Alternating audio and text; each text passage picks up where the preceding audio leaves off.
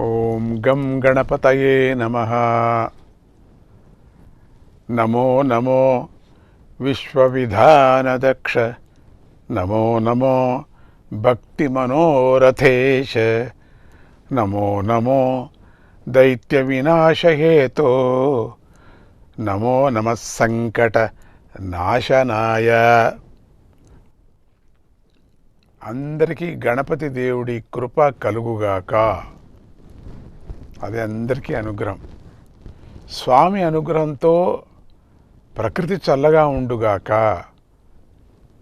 పాడి పంటలతో కళకళలాడుగాక. అందరూ ఎంతో భక్తి శ్రద్ధలతో గణపతి పండుగను జరుపుకున్నారు. గణపతి దేవుడి నవరాత్రులను కూడా జరుపుకున్నారు. చాలా చాలా సంతోషం. అన్ని చోట్ల కూర్చోబెడుతున్నారు గణపతిని. మన దేశమే కాక ఇతర దేశాల్లో కూడా కూర్చోబెడుతున్నారు గణపతిని. గణపతి స్వామి ప్రకృతి పురుషులైన పార్వతీ పరమేశ్వరులు పుత్రులు. మహానుభావుడు. ఆయన పరబ్రహ్మ.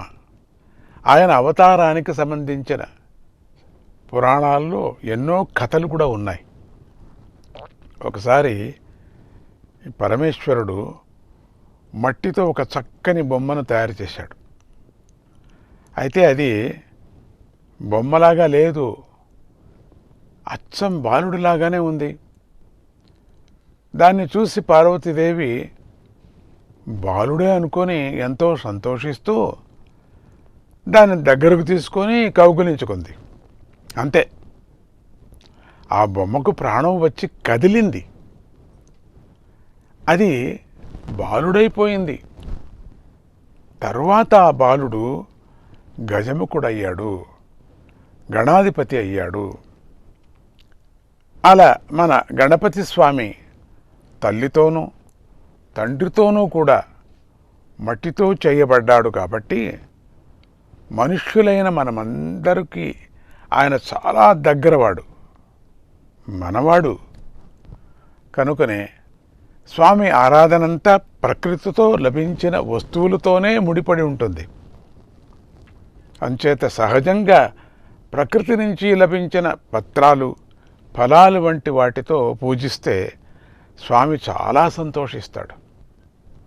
స్వచ్ఛమైన మట్టితో చేసిన తన ప్రతిమను పూజిస్తే మరీ మరీ సంతోషిస్తాడు.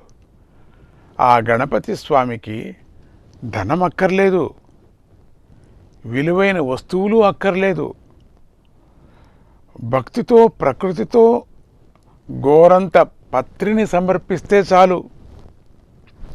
దాంతోనే ఆయన తృప్తిపడి వరాలిస్తాడు. మన ప్రకృతిని చల్లగా చూస్తాడు. మన జీవితాలకు ఎలాంటి కష్టం రాకుండా చూస్తాడు. అందుకే స్వామి మన జీవన సారమై ఉన్నాడు. ఆయన తొండం వంకరంగా ఉంటుంది. అంచేత ఆయనకు వక్రతుండు అని పేరు. వక్రం అంటే మాయ, అంటే మాయను తొలగించేవాడు, విఘ్నాలు నివారించేవాడు అని అర్థం.